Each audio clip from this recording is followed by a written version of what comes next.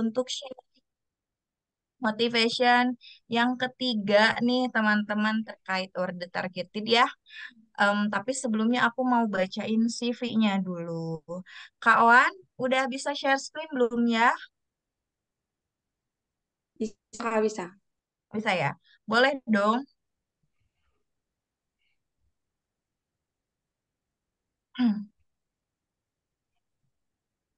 Iya, pakai bahasa Inggris teman-teman. Oke, di sini Kak Jojo ya panggilannya. Ini dari lulusan atau sarjana ekonomi di University of Samratulangi di Manado ya ini ya teman-teman ya. Awardnya banyak sekali. Five place winner of Collegiate Student Scientific Article Writing Competition di North Sulawesi Province. Mantap ya. Terus internshipnya coba Kak Ministry of Trade Indonesia, position in Directorate of Consumer Empowerment, kemudian Leadership and Co-Curricular Activities-nya, Founder and CEO, wow, siswa hub. Kemudian Secretary Management Student Association, Regional Koordinator, terus next manajemen expo, skillnya ada marketing, business development, bisnis strategi. Ini entrepreneur ya semua. Aku juga kebetulan suka banget loh Kak tentang kewirausahaan gitu. Barangkali kita bisa collabs ya nggak sih? Nah,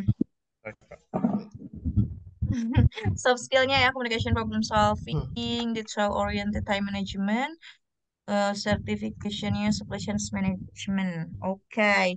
Kak Jo udah ada belum ya? Halo. Halo Kak. Hai, jam berapa di sana? Nah, di sini udah mau jam 10 Kak, lagi 10 menit jam 10. Oh iya, itu jam ya? Oke. Kak Jo Iya, mau Prita. ini sendiri, Ya, share screen sendiri? ya, share screen sendiri aja. Tapi sebelumnya Kak, suaraku kedengaran jelas Kak. Jelas dong. Oke, Mm-mm. Boleh ya, 25 ya, menit waktunya dari sekarang. ya. Sebelumnya minta maaf ya Kak, aku nggak bisa background karena tadi coba tapi nggak ada tempat yang cocok ya, situasinya nggak memungkinkan. Tunggu ya teman-teman. Oke, nggak apa-apa. Oke, nah teman-teman, ini udah eh, kelihatan jelas teman-teman. Belum ada. Oh Ya nggak ya, sih teman-teman? Belum muncul ya? Iya, belum muncul oh Kak. ya ini. Mohon maaf ya teman-teman. Em, Masih Oke. sementara loading. Nah teman-teman, sementara dulu mau baca nih teman-teman. Kira-kira teman-teman siap jadi aware di LPDP? Boleh ditulis di kolom chat teman-teman. Oke, ya mantap sekali ya teman-teman. Untuk malam ini kita buka dulu dengan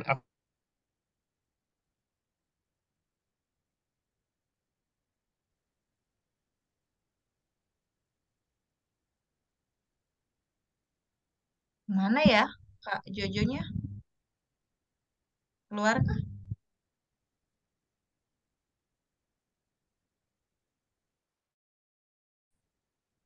Sinyal ya. Hmm.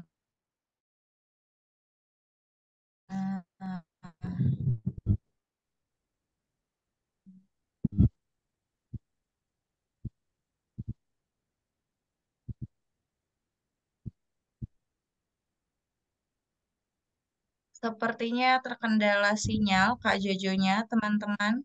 Ini sudah ada yang komen kok siap menjadi order satu. Siap. Bismillah siap. Insya Allah. Nah lagi. Doa loh teman-teman. Mana ini Kak Jojonya? Eh, oke.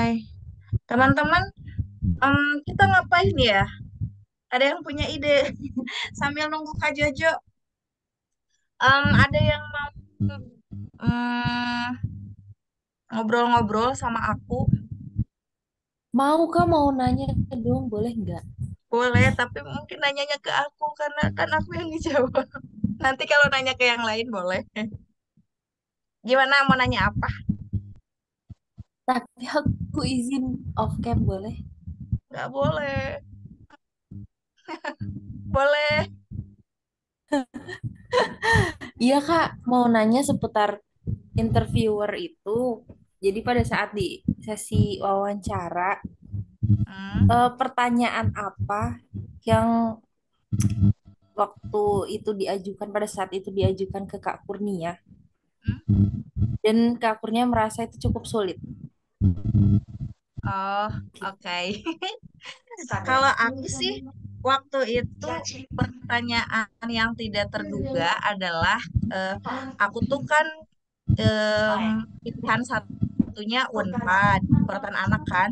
Pilihan duanya Unair, pilihan ketiganya tuh eh Un apa sih yang ada di Padang? Unan Kak, Universitas Unan. Unan ya, Unan.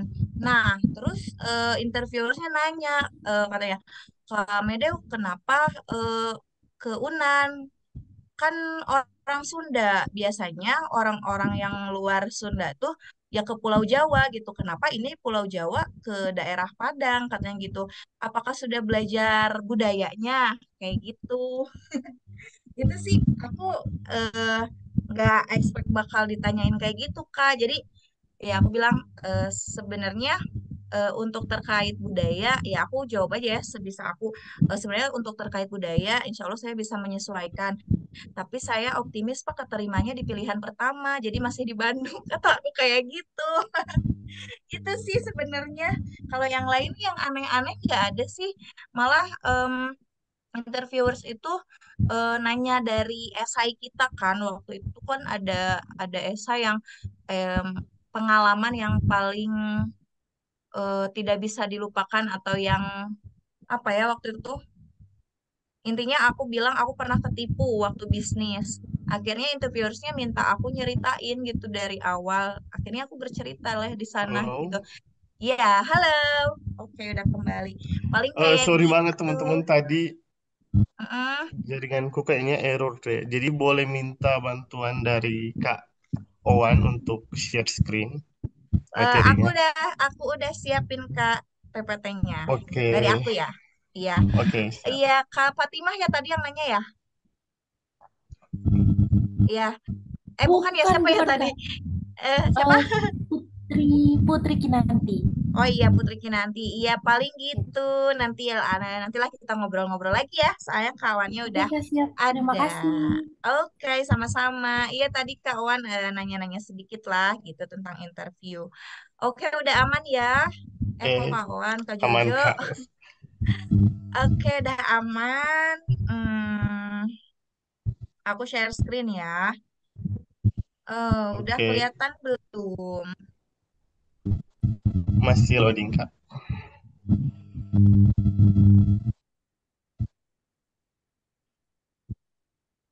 Oke, sudah kelihatan ya.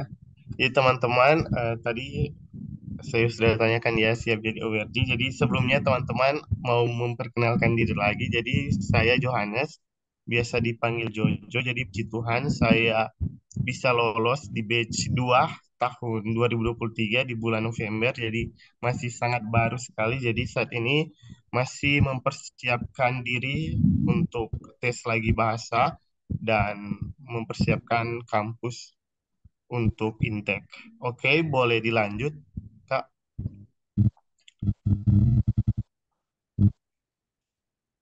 Oke, jadi sini teman-teman di LPDP ini kita tahu bersama ada tiga jalur ya, ada yang afirmasi, reguler, dan targeted.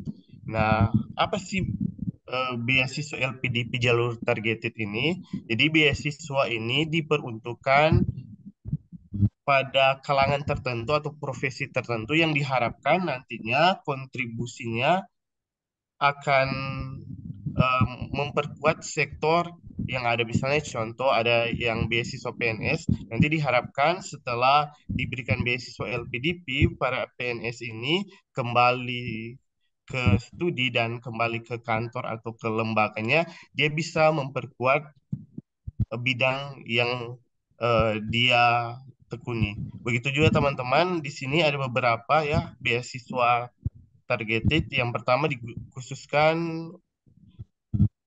untuk TNI dan Polri, ada juga untuk dokter spesialis, subspesialis ataupun fellowship, ada juga beasiswa kewirausahaan dan beasiswa PNS. Sebenarnya teman-teman ada sekitar 10 ya teman-teman beasiswa jalur targeted ini, ada yang ulama, ada yang di bidang sektor pariwisata, tapi yang selalu buka ya teman-teman ini ada empat ini teman-teman. Jadi mungkin di sini ada yang jalur targeted ya teman-teman. Silakan mempersiapkan diri. Jadi sekali lagi teman-teman, tujuan dari beasiswa targeted ini adalah supaya teman-teman nantinya yang masuk di target LPDP, entah itu PNS, Polri, atau wirausaha, dokter maupun PNS, bisa mendapatkan ilmu yang komprehensif sehingga ketika teman-teman selesai kuliah, teman-teman bisa memperkuat area kerja atau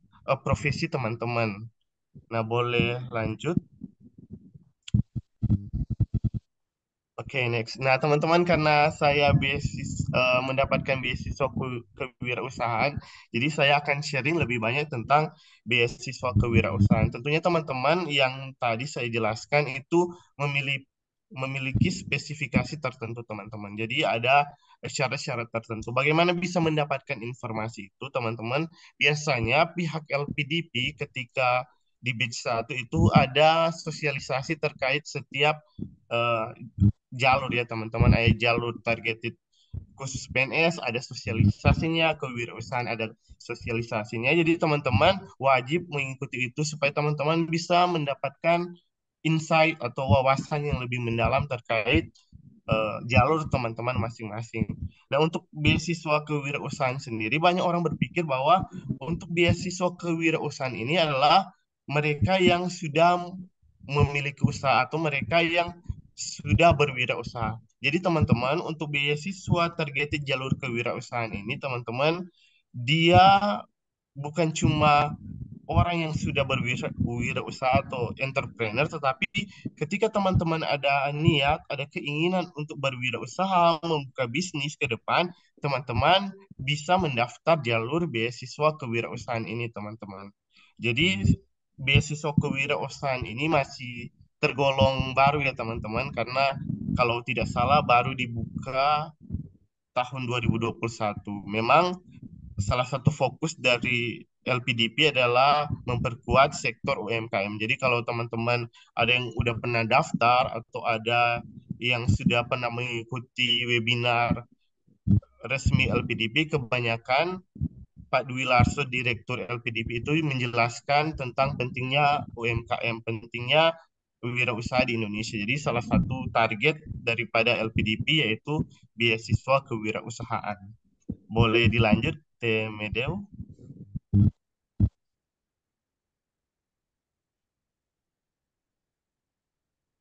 Nah, teman-teman, ini sedikit overview beasiswa kewirausahaan. Jadi ada syarat-syarat umum. Kalau syarat umum kurang lebih sama ya teman-teman. Di sini saya hanya memberitahu bukan syarat-syarat khusus ya teman-teman dari beasiswa kewirausahaan ini. Jadi kalau untuk IELTS ini teman-teman hanya 6. Kalau untuk reguler itu kalau tidak salah ya teman-teman, kalau belum berubah persyaratannya itu 6,5, karena ini jalur kewirausahaan jalur targetnya jadi lebih rendah IELTS-nya, jadi itu cuma 6. Dan untuk beasiswa kewirausahaan ini tidak bisa memakai TOEFL ITP karena ini dikhususkan bagi teman-teman yang ingin kuliah di luar negeri. Dan yang kedua, teman-teman ada surat pernyataan yang ditandatangani dekan atau rektor. Jadi di sini ada surat yang harus dibuat. Jadi hampir semua kalau saya nggak salah ya teman-teman, setiap jalur targeted itu entah itu beasiswa PNS, beasiswa TNI Polri atau dokter, ada surat pernyataan yang harus disepakati dan ditandatangani. Seperti contoh yang untuk beasiswa kewirausahaan ini ada pernyataan bahwa ketika selesai studi akan kembali ke kampus, entah itu sebagai dosen tetap atau dosen tidak tetap untuk memperkuat bidang kewirausahaan yang ada di kampus, teman-teman. Jadi ada tanda tangannya, teman-teman. Jadi ada semacam pernyataan yang harus dibuat. Begitu juga kalau nggak salah ya, teman-teman, saya dapat info eh, untuk PNS, TNI, Polri ada surat pernyataan yang harus mereka buat, teman-teman. Yang ketiga, teman-teman, ada rencana bisnis yang belum mempunyai bisnis, membuat rencana bisnis. Jadi ada beberapa sub yang ditentukan oleh LPDP. Jadi ada proyeksi bisnis, rencana keuangan, rencana produksi. Jadi ada banyak sekali, teman-teman. Nanti tinggal teman-teman lihat aja. Jadi sudah ada format yang akan nantinya diberikan LPDP. Bagi teman-teman yang sudah mempunyai bisnis, teman-teman akan membuat laporan bisnis atau laporan operasional bisnis. Jadi nanti untuk rencana bisnis atau laporan bisnis ini, teman-teman bisa dilihat di buklet resmi LPDP, karena kalau saya tidak salah ya, teman-teman, ada perbedaan setiap batch-nya, teman-teman. Jadi dilihat kembali, jangan berpatokan pada batch yang sebelumnya ya, teman-teman. Jangan berpatokan pada batch misalnya 2023. Jadi terkadang ada beberapa perbedaan yang dikeluarkan ya, teman-teman.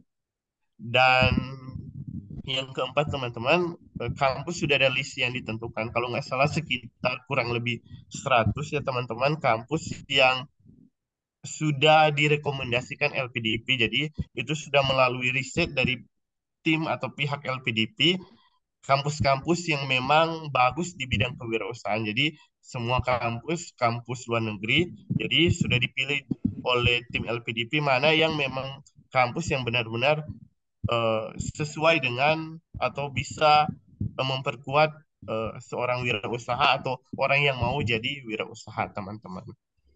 Boleh lanjut, Kak? Nah, teman-teman, sedikit tips ya, teman-teman, apalagi teman-teman yang baru mau berjuang ya, teman-teman, bagaimana untuk bisa mendapatkan beasiswa LPDP ya, teman-teman. Sekali lagi seperti tadi dari pembicara sebelumnya, Teh Afifa dan Kak Medeo juga tadi katakan bahwa kita bersaing dengan diri kita sendiri. Jadi kita tidak bersaing dengan orang lain. Jadi yang pertama menurut saya yang paling penting, teman-teman harus temukan big why-nya, teman-teman. Mengapa sih saya harus kuliah? Mengapa sih saya harus melanjutkan studi? Karena ini sangat penting sekali, teman-teman. Apalagi di interview ya, teman-teman. Susah untuk teman-teman berbohong ya, atau tidak, sangat sulit ya, teman-teman, atau tidak bisa teman-teman berbohong karena di situ ada psikologi. Kalau di bidang saya ada praktisi dan ada akademisi. Jadi tidak ada celah bagi teman-teman untuk berbohong. Jadi teman-teman harus temukan big why-nya. Jangan hanya ingin, oh aku mau ngisi waktu luang aja, aku mau kuliah S2 lewat beasiswa. Maka itu akan gagal ya, teman-teman. Jadi teman-teman harus temukan big why. Mengapa sih saya perlu untuk kuliah S2? Sehingga dari big why ini teman-teman akan bisa jabarkan di application teman-teman, di CV web LPDP maupun di esai. Kalau big why-nya sudah dapat, maka saya yakin teman-teman akan bisa mengatasi atau mengantisipasi pertanyaan-pertanyaan interviewer dari LPDP ketika di tes atau di seleksi substansi. Boleh dilanjutkan, Kak? Nah, yang kedua, teman-teman, analisis visi dan misi serta value LPDP. Mungkin ini juga sudah dijelaskan oleh Kak Afifa ya, tapi saya cuma menambahkan sedikit, teman-teman. Ini memang kadang terdengar klise ya, teman-teman, tapi ini sangat-sangat penting, teman-teman. Karena mengapa? Karena kita harus tahu apa yang menjadi visi dan misi serta value ya. Apalagi kita mau istilahnya mau melamar. Jadi kita harus tahu apa sih LPDP ini, apa sih yang LPDP cari, seperti apa nilai LPDP ini, sehingga ketika teman-teman menyusun esai teman-teman ataupun mengisi application CV teman-teman, maka value dan visi misi LPDP ini bisa teman-teman sisipkan ya. Misalnya value LPDP salah satunya saya profesionalitas. Mungkin teman-teman bisa diisi misalnya di kelebihan atau mungkin di hal yang membanggakan, bisa berbicara tentang eh, profesionalitas ya teman-teman. Jadi seperti ini. Jadi ini memang agak kedengaran klise yang mungkin teman-teman juga sudah banyak dengar, tapi teman-teman percayalah ini sangat-sangat penting ya. Jadi teman-teman harus analisis visi misi serta value, baca dan pahami serta implementasikan di CV dan SI teman-teman. Boleh lanjut Kak? Dan selanjutnya teman-teman, kalau boleh ya teman-teman, kontribusi masa lalu, masa sekarang dan masa depan itu harus atau kalau bisa inline ya teman-teman. Karena itu akan menentukan komitmen kita ke depannya atau kontribusi ini ke depannya. Seperti contoh ya teman-teman, kalau teman-teman lihat di CV saya tadi, saya memang sudah tertarik di bidang kewirausahaan. Saya juga sudah pernah berbisnis dan di semasa saya berkuliah saya sebagai salah satu inisiasi dari manajemen Expo dan kemudian di masa sekarang saya mendirikan Siswa Hub, sebuah platform yang mengedukasi atau yang ke depan akan menjadi bisnis penyedia skill digital bagi UMKM. Jadi teman-teman dari masa lalu, masa sekarang itu sudah inline dan masa depan saya akan menjadi wirausaha teman-teman. Jadi sekali lagi teman-teman usahakan kontribusi masa lalu, sekarang dan masa depan teman-teman inline atau sejalan ya. Jangan kontribusinya masa lalu A, sekarang B dan ke depan C. Jadi itu sangat sulit untuk lolos ya teman-teman. Jadi teman-teman harus bisa mencari istilahnya benang merahnya di antara masa lalu, sekarang, dan masa depan.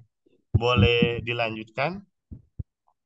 Nah, banyak kegagalan ya setelah saya cerita sama teman-teman saya yang pernah gagal, mereka menyepelekan CV di web LPDP. Padahal itu yang paling sangat penting ya teman-teman. Karena ketika teman-teman masuk di wawancara, maka seperti tadi Kak Afifah bilang bahwa para pewawancara hanya mereview atau memperdalam dan mempertajam apa yang teman-teman tulis di CV di web LPDP ya. Jangan juga hanya berpatokan atau fokus pada esai. Tapi teman-teman ada beberapa pertanyaan-pertanyaan di CV LPDP itu sangat penting ya teman-teman. Sehingga ketika teman-teman clear menulis hal tersebut, maka saya yakin teman-teman akan lancar untuk menjawab maupun para interviewer tidak akan terlalu mencela teman-teman karena sudah sangat jelas ya teman-teman. Jadi usahakan teman-teman buat sebaik-baik mungkin ya teman-teman. Setiap pertanyaannya, kelebihan, kekurangan, pengalaman membanggakan, tidak membanggakan dan lain sebagainya, usahakan teman-teman itu harus dipersiapkan sedetail mungkin ya teman-teman. Usahakan ada orang yang bisa mengkoreksi ya. Jangan cuma satu orang, tapi kalau bisa ada dari beberapa orang sehingga ada beberapa sudut pandang yang bisa teman-teman dapatkan dan itu teman-teman bisa compare dan teman-teman bisa mencari mana yang terbaik. Sehingga teman-teman itu akan membantu teman-teman karena sekali lagi teman-teman wawancara itu bukan segalanya karena namanya tes substansi. Jadi itu bukan cuma diambil dari wawancara, tetapi diambil dari kalau saya dengar dari para awardee sebelumnya, dari juga bagaimana kita mengisi application CV kita di LPDP, teman-teman. Jadi sekali lagi, jangan sepelekan CV di web LPDP. Nah, selanjutnya.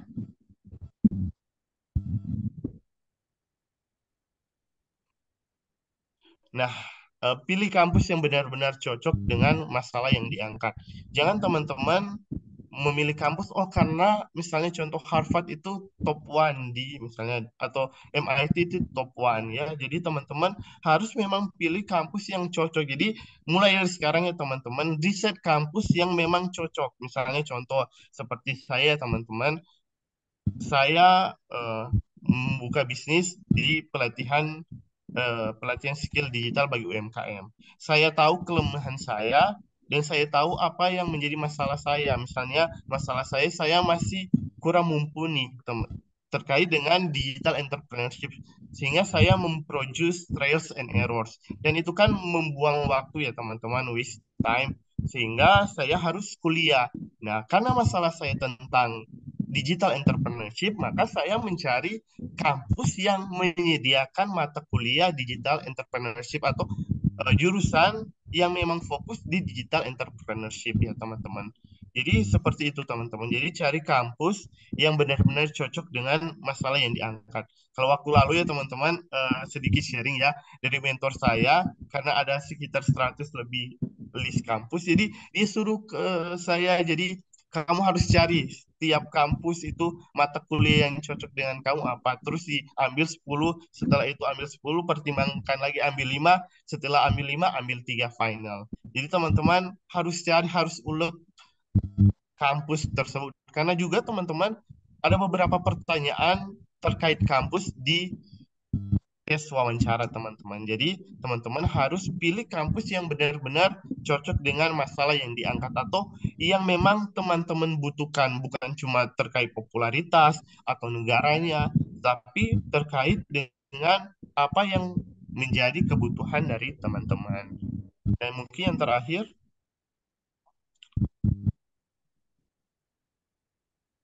boleh nih. Iya. Jadi teman-teman, sekali lagi karena ini juga kita kan kalau mau mengisi application CV atau maupun essay, kita kan harus buat di Microsoft Word dulu atau di Google Docs. Jadi teman-teman, usahakan teman-teman harus cek, recheck, double check, final check. Intinya teman-teman periksa dan periksa lagi karena tidak menutup kemungkinan hal-hal sepele kadang bisa menyebabkan kita gagal ya teman-teman, apalagi di seleksi administratif. Jadi teman-teman harus cek, recheck, double check, final check ya. Misalnya contoh terkait saya teman-teman, mungkin substansinya sudah bagus ya, tapi estetikanya itu kurang baik karena kan itu juga akan mengganggu, misalnya kalau ada kalimat yang kurang efektif atau kurang koma, kurang titik, kan itu juga bisa istilahnya kalau seorang membaca itu kalau misalnya kalimatnya kurang efektif dan tanda bacanya kurang tepat, maka itu akan mengganggu kan teman-teman, dan itu juga bisa menjadi bumerang ya teman-teman. Apalagi teman-teman ingin kuliah S2 yang notabene dipersiapkan untuk untuk akademisi ya teman-teman. Jadi teman-teman harus memperhatikan sedetail mungkin teman-teman, sehingga kesalahan-kesalahan kecil itu tidak akan membuat teman-teman gagal di dalam LPDP ini. Oke, dan mungkin ada quote. Jadi karena juga dua pembicara sudah memberikan kata-kata motivasi, jadi tidak mengapa saya juga berikan kata motivasi yang terakhir. Boleh di next, teman-teman.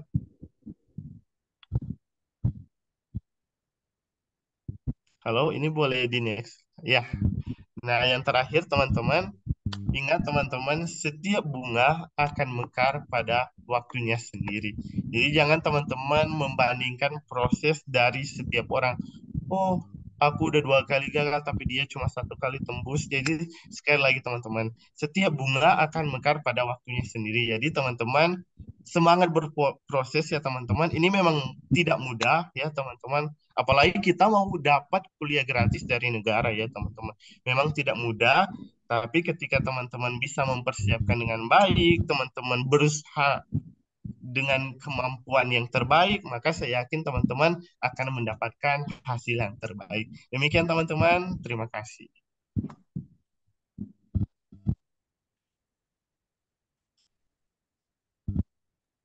Oke, sama-sama. Makasih banyak juga Kak Jojo yang sudah sharing motivasi nih sama teman-teman yang ada di sini.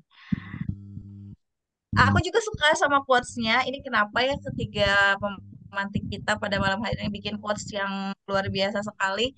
Setiap bunga akan mekar pada waktunya. Setiap dari kita akan punya keberhasilan, akan punya sesuatu yang dicapai itu di waktu yang tepat ya, teman-teman. Nggak kayak lagu Versa Besari, waktu yang salah. Ya, teman-teman. Nah, teman-teman, sebelum kita akan welcoming speech dan opening pendampingan dari Kak Dimas dan Kalintang, sekarang kita ada sesi tanya jawab nih, teman-teman. Nah, teman-teman, tapi nanti kalau udah tanya jawab jangan kabur ya. Awas aja kalau ada yang live ya. Eh, aku kick dari grup ya kalau ada yang live.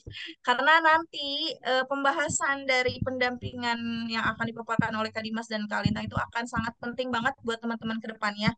Kan tadi ya, pengen berhasil berarti harus mengikuti proses. Kayak gitu ya, teman-teman. Em, Oke, aku akan buka sesi tanya jawab. Yang pertama ada untuk 3 orang penanya ya, teman-teman. Ini ada 2 participants raise hand. Siapa dia? Aku bisa lihat di mana ya? Mana kelihatan? Ada Muhammad Sidik sama Ya. Samsudin Nur. Oke. Kak Muhammad Sidik. Nah, udah ada 3 partisipan ya, Teh. Ini yang ngomong Teh Susanti bukan ya? Ada 3 Kak sekarang. Sama Kak Oh, Nurul. Kak Owan. Iya, iya. Ada 3 ya. Oke, kita keep dulu 3 orang. Eh, Kak Muhammad Sidik boleh on mic-nya mau nanya ke siapa dan mau nanya apa? Boleh. Terima kasih sebelumnya atas kesempatan yang diberikan. Sebenarnya saya tertarik dengan presentasi dari Mas Johannes ya tadi ya, atau Mas Paulus panggilannya. Karena saya baru baru tahu tentang yang beasiswa khusus kewirausahaan, ternyata memang harus malah di tempat diarahkan ke luar negeri. Nah, saya ingin bertanya mengenai bagian yang saya tanyakan tadi di kolom chat, yaitu tentang bagian di mana mengunggah surat pernyataan komitmen yang ditandatangani di atas materai serta diketahui oleh rektor atau perguruan tinggi yang akan atau sudah memiliki program kewirausahaan untuk mengabdi atau menjadi bagian dalam memperkuat tenaga pendidik di perguruan tinggi sesuai ketentuan masa pengabdian. Itu maksudnya apakah kita mencari universitas yang akan kita gunakan untuk mengabdi atau itu adalah universitas yang akan menjadi tempat kita berkuliah nanti? Itu pertanyaan pertama. Kemudian pertanyaan kedua, usaha di bidang apa sajakah yang bisa diajukan untuk mendapatkan beasiswa kewirausahaan tersebut? Karena kebetulan saya sebagai seorang guru juga merintis usaha tapi di luar bidang kependidikan, yaitu di bidang pariwisata, yaitu di bidang pemanduan wisata dan outbound seperti itu. Nah, apakah hal seperti itu bisa diajukan untuk sebagai program wirausaha yang mungkin bisa terkait dengan turisme dan sebagainya, mengembangkan turisme di Indonesia, terutama di daerah saya di Yogyakarta seperti itu. Apakah hal seperti itu bisa diajukan di LPDP? Itu Kak, mungkin hanya seperti itu. Karena uh, ini sangat-sangat baru bagi saya karena saya baru biasanya hanya mempelajari yang reguler, afirmasi ataupun yang PNS dan sebagainya, belum pernah mempelajari yang kewirausahaan. Terima kasih Kak sebelumnya. Oke, sama-sama. Oke, boleh langsung dijawab Kak Jojo? Oke, boleh. Jadi yang pertama ya tentang surat pernyataan. Jadi surat pernyataan itu di kampus di mana ketika kita selesai studi ya S2, kita mau mengabdi di mana atau ini mengabdinya bukan dalam bentuk kita jadi dosen tetap, tapi kita harus ada pengabdian entahkah mau jadi dosen pembicara misalnya contoh hadir di kampus tersebut jadi dosen tamu atau membantu pembuatan kurikulum. Jadi di situ ada kalau nggak salah ya ada 3 poin yang nantinya akan teman-teman berikan ke universitas tempat teman-teman mengabdi ya. Jadi terserah misalnya Mas Sidik misalnya kuliah di Amerika dan kemudian setelah balik Mas Sidik tinggal pilih di mana kampus yang Mas Sidik ingini sesuai dengan surat pernyataan yang telah disepakati oleh dekan atau rektor. Dan yang kedua ya pertanyaannya apakah seorang guru atau ada bisnis khusus ya. Jadi tidak ada ya. Jadi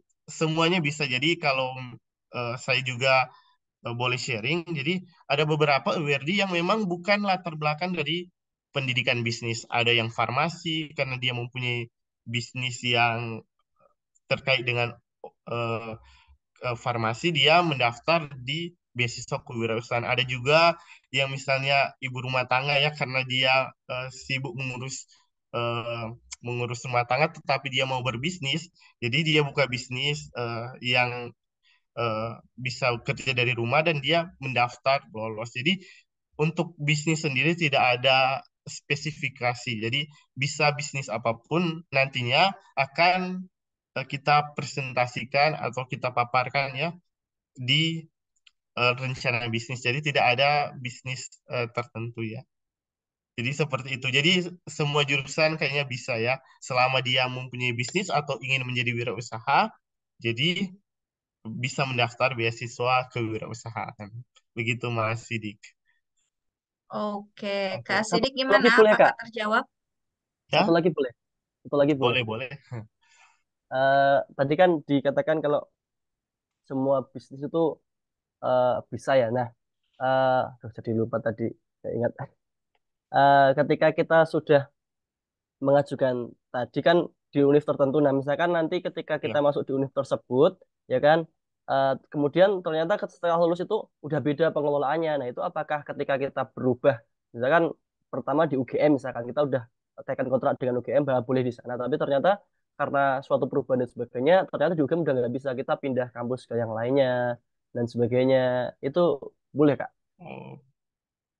Nah, untuk itu sendiri, karena juga saya belum ada pengalaman ya, Kak, dan juga memang aware di LPDP kewirausahaan ini masih sedikit, jadi untuk pengalaman yang seperti itu belum ditemukan. Jadi nanti saya coba tanyakan ya ke apakah ada yang seperti itu, dan nanti ketika saya dapat informasi yang pasti, saya akan sampaikan ke Mas Sidik ya. Oke, kalau anu Kak, kalau misalkan kita ambil reguler sama kewirausahaan itu bisa bersamaan atau kita harus salah satu aja milihnya jalur Oh, harus satu. LPDP-nya. Jadi kalau harus satu. Jadi kalau memang mau eh, wirausaha, ambil terkait dengan jalur targeted kewirausahaan. Jadi harus pilih satu. Oke, terima kasih Kak. Oke, sama-sama. Oke, siap. Makasih Kak Jo sudah menjawab. Kak Oke. Sidik juga sudah terjawab ya pertanyaannya. Mungkin tadi ada yang satu pending. Nanti bisa calling-calling aja ke Kak Jojonya. Oke, pertanyaan yang kedua dari Kak Syamsuddin. Halo, Kak Syamsuddin. Iya Kak, terdengar. Oke, mau bertanya kepada siapa? Ketiganya Kak. Boleh. Gimana? Eh, terima terima kasih Kak kesempatannya. Assalamualaikum warahmatullahi wabarakatuh.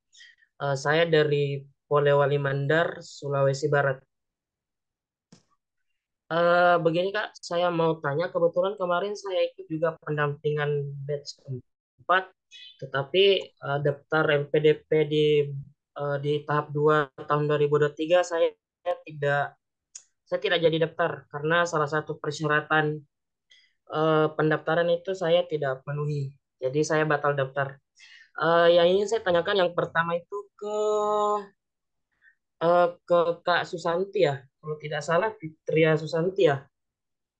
Ya, Yang Kak Fitria pertama Susan. itu eh, kan kalau tidak salah saya dengar tadi bahwa tes TOEFL itu sampai 5 kali dan yang kelima kalinya itu eh, baru capai skor ya. Pertanyaan saya, gimana sih cara membagi waktu? Posisi saya sebenarnya begini, Kak. Saya kan bekerja, jadi waktunya itu agak sedikit susah sih ngatur-ngaturnya.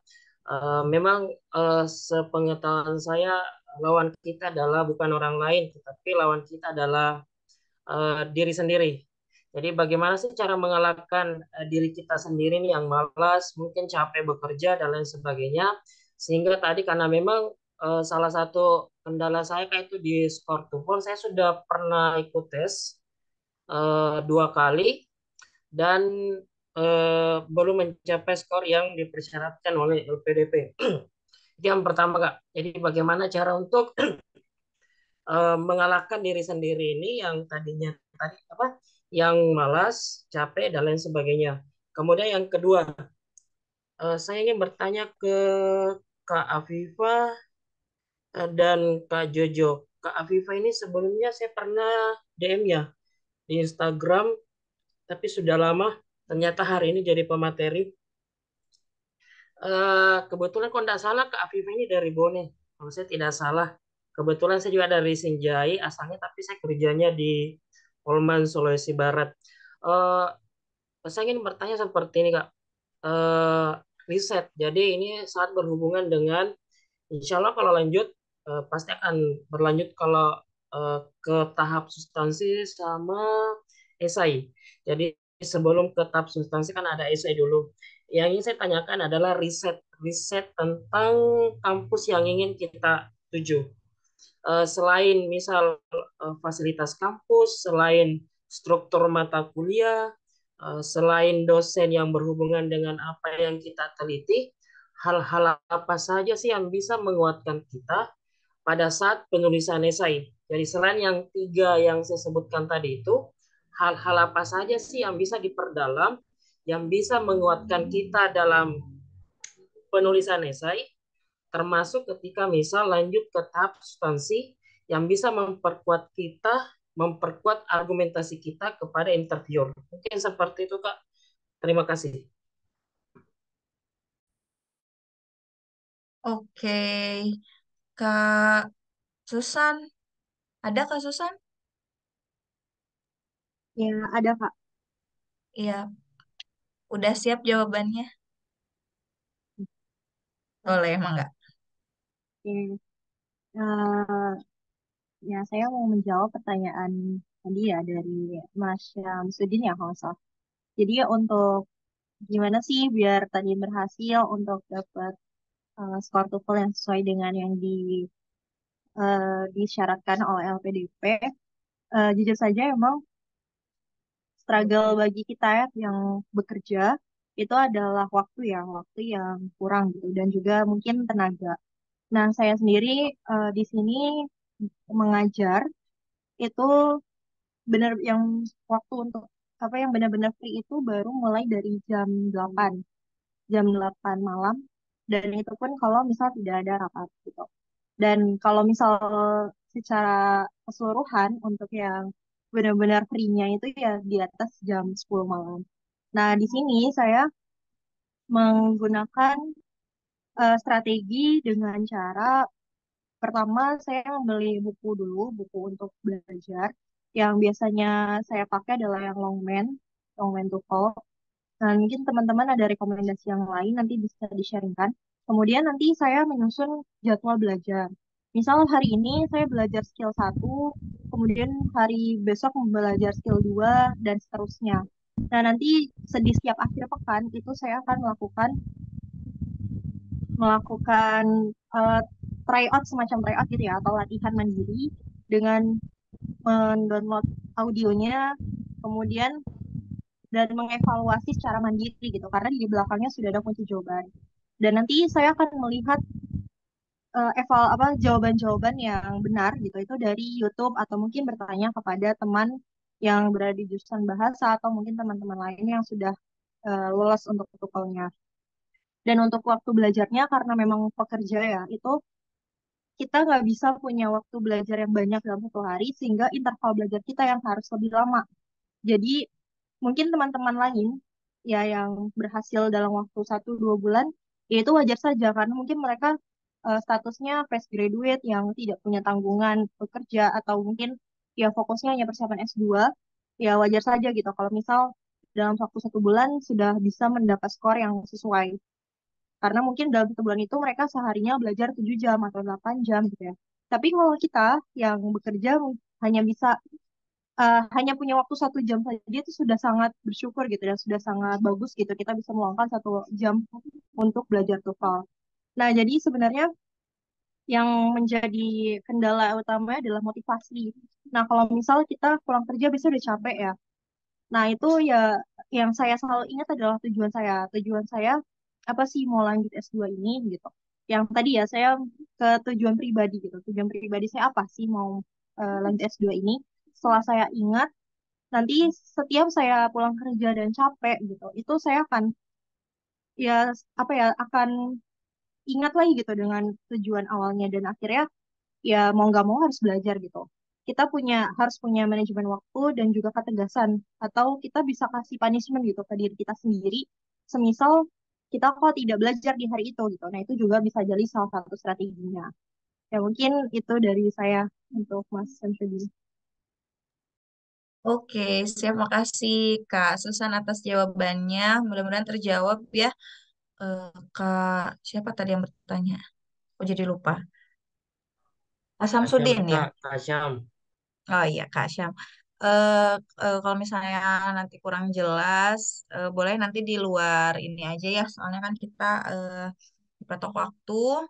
Dan yang pertanyaan keduanya itu apa sih yang harus diperkuat dalam esai ya?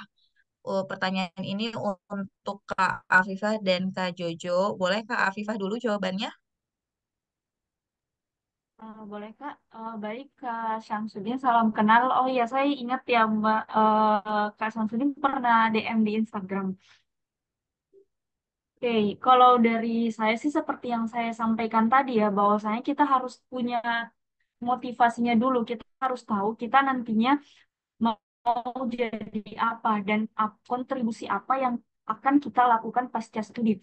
Ketika teman-teman sudah tahu motivasi untuk lanjut S2 dan sudah tahu ingin jadi apa, pasti kita akan memilih kampus yang sesuai dan yang bisa membantu kita untuk bisa merealisasikan kontribusi itu. Nah, contohnya seperti saya misalnya mau jadi dosen kemarin, otomatis saya mau jadi dosen dan saya backgroundnya dari bahasa. Otomatis saya mengambil linguistik. Saya bandingkan antara linguistik UGM dan linguistik UI. Nah, kalau misalnya di linguistik UI itu lebih fokus ke terapan, sedangkan saya mau jadi dosen dan di linguistik UGM itu lebih umum karena membagi linguistik berdasarkan ada sosiolinguistik, deskriptif, dan terjemah. Dan itu yang saya butuhkan untuk menjadi seorang akademisi.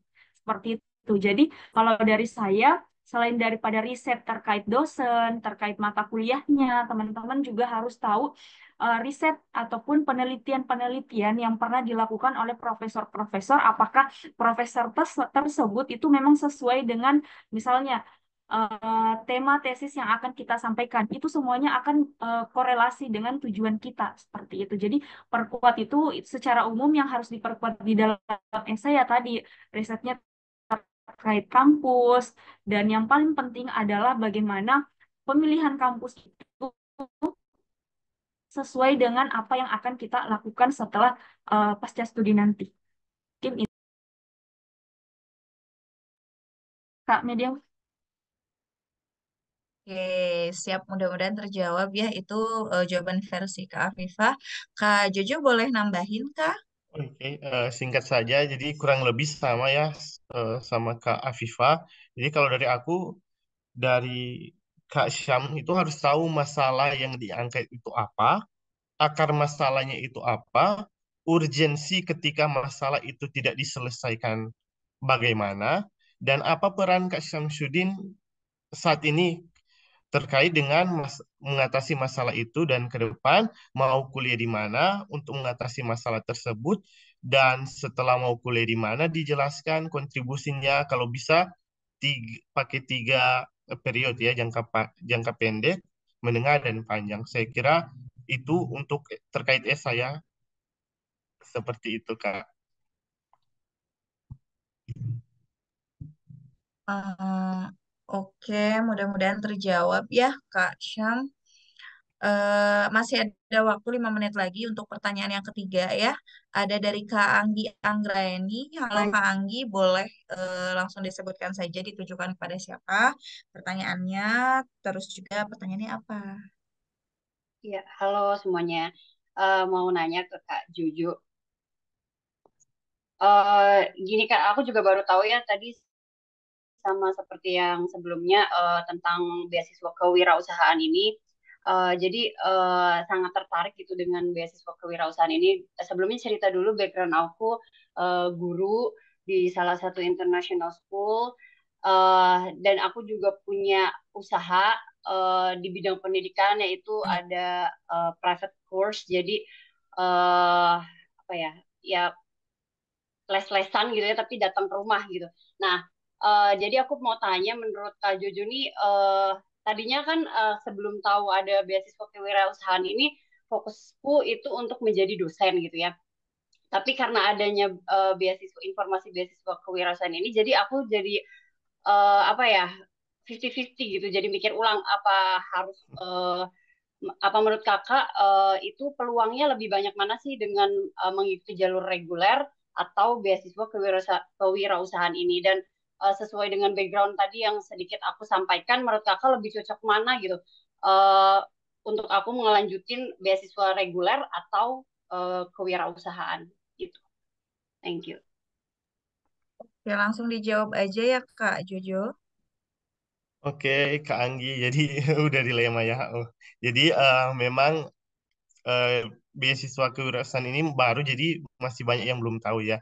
Jadi terkait dengan background Kak Anggi, memang dilihat dulu ke depannya mau jadi apa. Apakah memang mau jadi pure akademisi atau mau jadi praktisi dan eh, dan part time di akademisi. Jadi kalau misalnya memang pure jadi akademisi, jadi dosen, saya sarankan ambil saja yang memang sejalan dengan background atau sejalan dengan ilmu dari Kak Anggi. Tetapi kalau misalnya ke depan Kak Anggi memang mau ada usaha, tetapi di sisi lain juga bisa berkontribusi jadi dosen, entah itu dosen tamu ataupun kalau mau dosen tetap dan mau sambil menjalankan usaha, aku saranin juga Kak beasiswa kewirausahaan karena memang itu diarahkan selain kita bisa berbisnis, kita juga bisa membantu perguruan tinggi yang ada di Indonesia untuk bisa memajukan bidang kewirausahaan di kampus-kampus yang ada di